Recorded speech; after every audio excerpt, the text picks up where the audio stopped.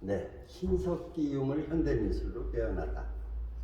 자, 흥미진진한데요. 이제 홍산 문명을 찾아서 31년의 여정이 시작됩니다. 안녕하세요. 안녕하세요. 네, 이제 웃고 시작해야 되나? 자, 저번에 이 1편에서 이제 마무리가 홍산 문명을 알게 되었다 여기까지 아니겠습니까? 이제 우리말로 막말로 이제 개고생이 시작되는데 어떻습니까? 그 홍산화 그 유적이 들어간 동기를 좀 얘기를 해야 될 것 같아요. 그렇습니다. 그러니까 이제 그 당시는 지금처럼 모든 인프라가 내가 중국 지역 어디를 들어가고 싶다고 해서 훅 들어가고 이러기는 굉장히 어려웠어요. 특히나 내몽부자 지구 같은 경우는 좀 훨씬 더 심하죠. 네. 그래서 제가 조국장님한테 이제 조국장님이 주신 이제 옷기, 그다음에 이제 올 때마다 제가 계속 요구를 했어요. 이제 그리고 이제 서로 만나면 주객이 전도된 거죠. 이제 쉽게 말하면 그분이 디자인학원을 같이 우리 하러 북경에 들어가자고 하는 것이 이게 우선이 되다가 나중에는 이제 홍산 문화를 제가 너무나 지나치게 이제 얘기를 많이 하게 됐죠. 그런데 이제 제가 그분이 추천을 해서 이제 그때 중국에 갔을 때 북경대학에 갔습니다. 북경대학에 가니까 거기에 학교 관계자들이 다 기다리고 있더라고요. 많은 분이 오셨어요. 거기 그러니까 우리로 말하면 총장님, 뭐 굉장한 분들이 이제 와서 한국에서 이제 이렇게 왜냐면 자기네 학교에다가 디자인 학부를 설치하는 일이기 때문에 그런데 제가 혼자 학원을 한 게 아니라 제가 위에 형님이랑 같이 학원을 한 거예요. 같이 일으켰고 이렇게 같이 그러니까 그런 상태에서 이제 제가 북경에 들어간 바로는 우리가 북경에 들어간다는 것이 참 굉장히 무리가 많았어요. 왜 그러냐면 모든 강사진이 다 들어가야 됩니다. 그러면 한국에 있는 강사진이 과연 중국에 들어가려고 할까? 이것이 가장 큰 문제였고 또 들어간다 하더라도 학생들과 소통이 안 되잖아요. 뭐 지금처럼 뭐 유학을 가면은 언어 연습을 하고 그러면 유려 이건 언어 강의를 듣기 위해서 학생들이 언어 연습을 하잖아요. 지금은. 그런데 강사들이 그 강의를 하기 위해서 중국어를 다 배운다는 거 그거 말이 안 되지 않습니까? 그게 구조적으로 이게 너무 힘들더라고요. 그리고 그때 중국의 상황이 과연 디자인 그러니까 아카데미의 경우에 학부는 상관이 없잖아요. 그죠? 아카데미 같은 경우에는 학생의 모집이 될까? 뭐 이런 여러 가지들이 많이 걸렸어요. 근데 그 중에서 가장 큰 걸림돌은 처음에 얘기했던 두 가지였죠. 그러니까 이제 와서 이제 형한테 얘기하니까 여기서도 힘들어 죽고 바빠 죽겠는데 중국을 못 믿고 들어가냐는 거예요. 여기 일만 해도 너무 힘겨운데 그러면서 그냥 잊어버리려고 하더라고요. 근데 저는 조국장님과 관계 때문에 그분이 원하는 것을 가능하면 들어주고 싶은 마음이 조금 앞섰던 거죠. 어떤 그 사업의 어떤 그런 이제 이런 것보다는 더 그런 마음이 컸는데 그래서 이제 제가 그 뜻을 분명하게 전했어요. 우리가 북경대학에는 이런저런 이유로 들어갈 수가 없다. 그러니까 납득을 하시더라고요. 이제 그러고도 저하고 이제 관계가 계속 잘 유지가 됐고 그러다가 이분이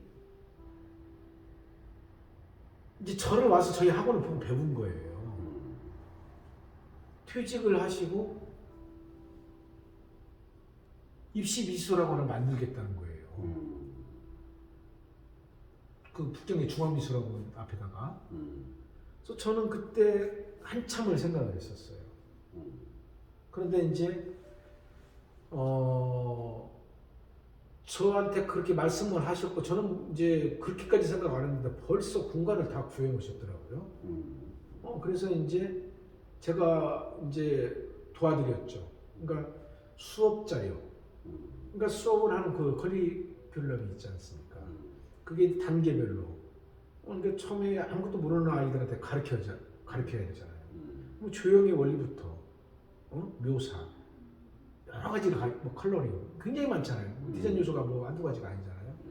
그러니까 이런 것들을 기초적으로부터 교육을 시킬 수 있는 자료들이 우리는 다 이미 오래전부터 준비가 되어 있잖아요. 제가 그걸 다 밀어드렸어요. 그래서 이제 북경에 딱 이제 일부러 오셨어요. 그래가지고 이제 갔는데 그때는 수교하고 났어요. 그러니까 이제 들어갔는데 그 공간을 준비를 해놨어요. 그래서 제가 가만히 생각을 했어요. 중앙미술학원은 이제 중국은 대학을 학원이라고 이렇게 지칭합니다. 그 미술 대학이에요. 그러니까 중국에서 가장 으뜸이 미술 대학이에요. 네. 그 앞에다가 하면 이제 자기는 잘 될 거라고 생각을 했는데 저는 이제 그 당시에 어떻게 생각을 했냐면 그때 우리가 기숙학원을 기획하고 있었어요. 그러니까 이제 우리는 뭐 용인이나 이런 정도의 위치에다가 이제 학생들을 그래도 좀 어느 정도 수용할 수 있는 그런 그 기숙학원을 만들려고 교육을 하고 있었던 찰나여서 제가 그 아이템을 얘기를 했죠. 족장님 여기다 하는 것보다는 자 북경 시내에서는 그들을 다 기숙시키기가 쉬운 문제가 아니지 않습니까? 그렇죠. 거기서 유곽으로 조금만 나가면 큰 건물들이 있더라고요. 그때 왜냐면 제가 북경 갔을 때 저를 굉장히 많이 데리고 다니셨거든요. 거기서 뭐 그분 차로 한 1시간 남짓? 가니까 유곽이 막 굉장히 막 그 벌판인데 큰 건물들이 노는 건물들이 많이 있더라고요. 그게 이제 뭐 진정부 이런 데서 지었다고 이렇게 얘기를 하더라고요. 그래서 제가 그 생각이 딱 떠올랐어요. 그래서 북경 중학 미술학원뿐만이 아니고 거기에 안 들어오는 학생들은 그 이외의 대학들이 많이 있지 않습니까? 북경에 다 수도권으로 그 몰리는 그런 현상은 어디든 다 있지 않습니까? 그래서 제가 그 아이템을 권유를 했더니 그럼 우리 다니자고. 그래서 저하고 약 한 10여일 다녔을 거예요. 그분이 또 아는 그 경제부처의 고급 관료에 썼으니까 발이 높지 않습니까? 웬만한 데는 전화 한 통으로 다 이렇게 끝나고 이런 정도의 그 파워가 있던 사람이니까. 그래서 이제 뭐 이제 뭐 그 진이라고 해요. 이렇게 진 다음에 이제 뭐 촌이 있고 이러지 않습니까? 그러니까 우리로 말하면 그 진이 뭐 그런 정도 되겠죠. 진장들을 많이 만나고 다녔죠.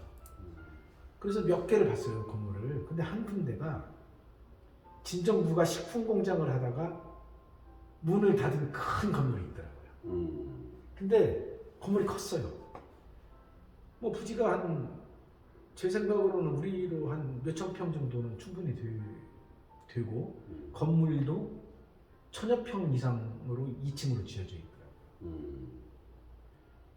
중국에서는 이제 평방미터를 얘기해요. 막 15,000평 그러면 처음에는 저는 깜짝 놀랐어요. 그러면 거기서 3.3을 나눠야 돼요 이제. 평방미터를 하고 이제 우리는 평으로 얘기하잖아요. 그렇죠. 그게 다르더라고요. 그런데 그게 이제 요행이 그게 기숙학원을 하기에는 너무 적합했어요. 그러니까 1층은 실기실로 사용하고 강의실로 사용하고 왜냐면 이제 필기도 시켜야 되니까 2층은 애들 기숙을 시키는 그러니까 기숙을 할 수 있도록 이게 돼 있어요. 어느 정도는. 그러니까 이제 조금만 더 이제 공사를 하면 되겠더라고. 그래가지고 그분이 제 말을 듣고 저 중앙미술학원 앞에다가 만들어 놓은 공간을 포기하고 1년 정도를 소요해서 거기다 공사를 했어요. 제가 그걸 진짜 도와줬죠. 그리고 제가 수업 자료들을 다 미뤄줬죠. 그런데 거기서 터진 거예요. 제가 예상했던 것이 터지더라고요. 전국에서 몰려오는 거예요. 사업이 일단 성공했네요. 그렇죠.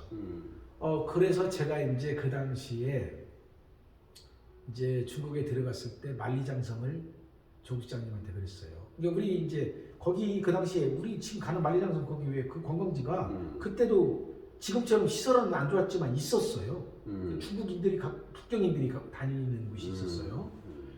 근데 이제 그런 데는 차가 닿고 이렇게 진입이 좋지만 만리장성을 제가 이제 여기저기 그분이 데리고 돌아다니는데 이 성이 보이는 거예요 여기저기서. 저게 뭐냐고 했더니 다 만리장성이래요 그게. 근데 쫙 이렇게 이어져서 이렇게 있었던 거예요 얘가. 그래서 거기서 이제 이런 생각을 빨리 했죠. 그러면 만리장성을 여러 군데를 한번 가보자고. 그러니까 좋다고 해가지고 이제 왜냐면 이제 차가 못 올라가니까 이게 비탈길이 많아요. 그러니까 등산화 2개를 이제 조국장님 샀어요. 둘이 등산화를. 그래가지고 아마 정말 한 20군데를 다녔을 거예요. 그러니까 어떤 데는 굉장히 허술하고 어떤 데는 굉장히 잘 돼 있고 이게 일적이지는 않아요. 근데 제가 만리장성을 보고 느낀 게 있어요. 자, 그러면 이들이 만리장성을 왜 쌓았을까? 그렇죠. 그죠? 잘 아시겠지만 성이라는 것은 군사용이잖아요. 그리고 당시 옛날에는 공격을 하기 위해서 성을 만든다기보다는 방어를 하기 위해서 만들지 않습니까? 그렇죠. 위침을 막아주는 하나의 프레임이 되지 않습니까? 그렇죠. 네. 군사 쉽게 말해서 방어 요충지죠. 그런데 제가 봤던 그 만리장성에서 공통점 몇 가지를 얻었어요. 자, 하나는 성 위에 작은 말이 달릴 수도 있고 또는 작은 선술이라든가 이런 것들이 충분히 다닐 수 있는 공간들을 확보를 해놨다는 거예요. 그 다음에 그렇게 성을 쌓은 것은 그 북경 이후 북방으로 그렇게 성을 쌓지 않을 수밖에 없는 무서운 적이 있었다는 거. 저는 그걸 느꼈습니다. 제가. 네. 그래서 거기서 어떤 그 유사시의 그 식량 공급이라든가 군사들의 이동을 굉장히 용이하게 해놨다는 거예요. 자, 그럼 결론은 그냥 멀쩡한 곳에 그 성은 뭐 진나라 때 우리가 시황제가 성을 처음부터 시작했다고 하죠. 그렇습니다. 그건 절대 그건 아닙니다. 그 만리장성은 절대 진나라는 몇 년 안 돼요 연역이. 그렇죠. 12년 정도밖에 안 되지 않습니까? 깊지 않죠. 예, 아니 불과 10년 조금 넘어요. 그 사이 만리장성은 물론 후까지 쌓았다고 하지만 말이 안 돼요. 제가 볼 때는 수천 년 전부터 쌓았던 거예요. 그렇죠. 네. 그러면 북방에 뭐가 있었겠습니까? 그렇죠. 그들이 말하는 오랑캐라고 하는 중국의 한족과는 DNA가 다른 굉장히 그 구사적으로 무서운 적들이 그들에게 적들이 살았던 거예요. 그렇죠. 예. 그러면 이게 그 북방에는 누가 살고 있었을까요? 그러니까 우리는 이제 교과서에서 배운 게 많죠. 자, 그러면 우리가 동이족이라고 많이 얘기하지 않습니까? 그렇죠. 그리고 중국의 그 역사를 보면 청나라나 원나라는 칸의 제국이었습니다. 그렇죠. 예, 몽골인들이 지배했잖아요. 그죠? 예. 그러면 그게 그 두 번의 정권으로만 얘기가 될까요? 아니에요. 수없는 침략을 받았고, 그러니까 자기들이 열세였었어요. 힘으로 감당을 못하니까 여기서 한족들이 거기를 먹은 적이 있습니까? 그러니까 근대 이후에 말고요. 고대에 없잖아요. 그렇죠. 중국의 한족의 역사는 하나도 북방에서 동북삼성, 제가 말하는 것은 지금 그 기원 전을 얘기하는 거예요. 동북삼성이나 내몽고자치구의 한족들이 이루는 문화라는 것은 어디서도 찾아볼 수는 없어요. 그렇습니다. 자, 바꿔 말하면 우리 민족의 선조들이 거슬러 올라가면 발해, 고구려, 부여 그렇죠. 이렇게 있지 않습니까? 음. 이런 식으로 있잖아요. 고조선. 그러면 우리 선조들이 어디가 주터전이었을까요? 한반도였을까요? 아니면 만주나 이쪽이었을까요? 그렇죠. 북방이었을까요? 북방이죠. 전국 북방이 주터전이었었어요. 네. 물론 여기도 있었죠. 음. 뭐 거기만 다 있었다는 얘기는 제가 아니지 않습니까? 음. 두 세력을 말하는 거예요. 거기서 국가 문명을 이루고 국가의 형태를 이뤘잖아요. 막강한 힘도 가졌고. 그렇습니다. 그러면 그게 하늘에서 떨어졌겠습니까? 어딘가 그들이 싹을 트게 만들어준 선조들이 있다는 거죠. 그럼 고조선이 우리가 바로 지금부터 시작해갖고 고조선이 있었겠습니까? 아니에요. 고조선 이전이 있었어요. 그렇습니다. 그게 홍산입니다.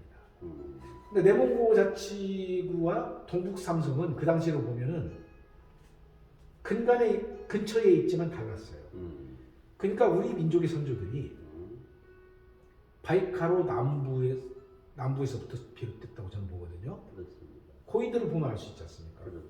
고인들의 흐름을 추적해 보면 바이카로 남부에서 몽골을 경유해서 내몽고 자치구를 통해서 동북 삼성을 통해서 한반도로 유입됩니다. 그렇죠. 그림을 그릴 수 있을 정도로 흐름이 정해져 있어요.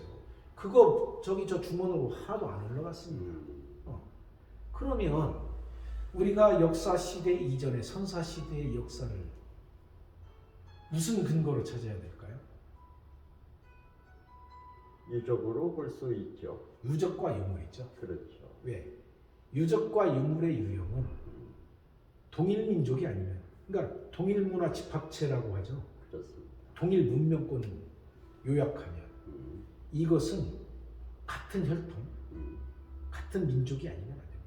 민족이라고 말할 수도 있잖아요. 혈통은 사실 민족이잖아요. 그렇죠? 피가 같은데 뭐 남이 아니지 않습니까? 예. 그런데 이제 거기서 머무른 사람들이 있고, 그것은 이제 몽골인이나 그렇죠. 내몽고에 있는 사람들. 지금은 막 섞여 있어요. 지금 내몽고 가도 제가 안 간 지가 벌써 10년이 넘었는데 내몽고에 가도 그 당시만 해도 한족들이 많이 들어왔었고, 그러니까 지금은 뒤섞어서 뭐 이제 지금은 뭐 어떻게 짬뽕이 돼 있는데, 이제 여하튼은 그럼 우리가 그대로 올라갔을 때 그 당시는 그 우리 민족의 주터전이었던 동북 삼성을 비롯해서 동북 삼성 이전에는 동북 삼성은 요 섬입니다. 그렇죠. 예, 요하강이 있죠. 그렇죠. 요하강의 서쪽을 요서라고 하고 우리가 요동 많이 들었잖아요. 그렇죠. 요하강의 동쪽이 내몽고 자치구예요. 그렇죠. 그래서 요동 정말 많이 들어보셨죠. 그렇죠. 예. 요서에 그때는 뭐냐면 이미 홍산문화 대식이니까 다시 한족들이 뭐 그쪽으로 들어오고 어찌고 있을 때, 그리고 이제 이미 같은 민족끼리도 이렇게 그 이합 집산을 하잖아요. 그렇죠. 권력들이 여기저기 생기고 또 소멸되고 다른 권력이 생기고 이러지 않습니까? 그래서 나라의 이름은 나눠져 있지만 실제로 혈통은 같은 혈통끼리 그런 짓을 했던 거예요. 옛날에. 힘 있는 사람이 진짜 권력력이 있고 이런 사람이 뭐 나라 만들어 가지고 또 같은 민족인데 또 나라가 만들어 있으면 그것도 저기 가서 또 침략하고 뭐 이랬잖아요. 그래서 나라가 다르고 그래서 민족이 다른 거 아니에요. 나라가 달라도 민족이, 그럼 중국은 뭐 갈기갈기 찢어져 있게요. 그렇지 않습니까? 중국 중원에만 봐도 그 추조 전국 시대 이전에 얼마나 많은 나라들이 추조 전국 시대만 해도 얼마나 많은 나라들이 있었습니까? 그렇죠. 예, 그러면 그게 다 민족이 다릅니까? 그게 아니에요. 그 개념이 아니라는 겁니다. 말이 약간 이제 흘렀는데, 그래서 우리가 거슬러 올라가 보면 어느 정점에 가면 우리가 끊기지 않습니까? 그 지점이 고조선이에요. 그러면 고조선이 하늘에서 떨어졌습니까? 아니죠. 그들을 낳아주고 키워준 부모, 할아버지, 증조할아버지, 고조할아버지 손손대대 위로 있죠. 그게 홍산입니다. 그렇습니다. 네. 예, 일단은 이제 말씀이 참 명쾌하십니다. 요동은 우리가 어렸을 때 요동 정벌로 알고 있으니까, 그러면서 요서는 이러하고 요하는 이러하고 요동은 이렇다. 귀한 말씀인데요. 오늘 그 박문환 작가 선생님이 이제 우리는 바이칼의 후손이고 고조선 이전의 문명이 우리다, 이 말씀. 그렇죠. 홍산 문명은 중국과 하나도 안 섞여 있습니다. 오리지널. 예. 그렇습니다. 그러니까 우리가 우리들이 어렸을 때 몽고 반점이 있었죠. 그렇습니다. 예, 예. 그게 괜히 있는 게 아닙니다. 그 몽고라는 말과 몽고 반점이라고 얘기했던 이유에는 반드시 어떤 그 말없는 전승된 것들이 있었어요. 그러니까 혈통은 같습니다. 그런데 기후나 음식물에 따라서 일면 지금 몽고인들 가면 우리하고 좀 다르잖아요. 그렇습니다. 그들은 왜냐면 음식물에 먹거리 고기를 많이 먹어요. 예, 양고기를 많이 먹고 그러니까 이제 육식을 많이 하고 이러다 보니까 체형이 좀 달라진 뿐이죠. 예, 결국에는 그리고 그들은 이제 거기에 머물러 있었고 우리는 남동진에서 그들보다 조금 더 좀 진보되어 있는 상태. 이런 차이라고 봐야겠죠. 그리고 지금 국가가 다르고 뭐 체제가 다르고 그러지 피는 같다는 거죠. 네, 우리 박문원 작가 선생님의 생생한 우리는 누구인가 이런 말씀 다음 편에 계속 진행하겠습니다. 감사합니다. 네, 감사합니다. 네.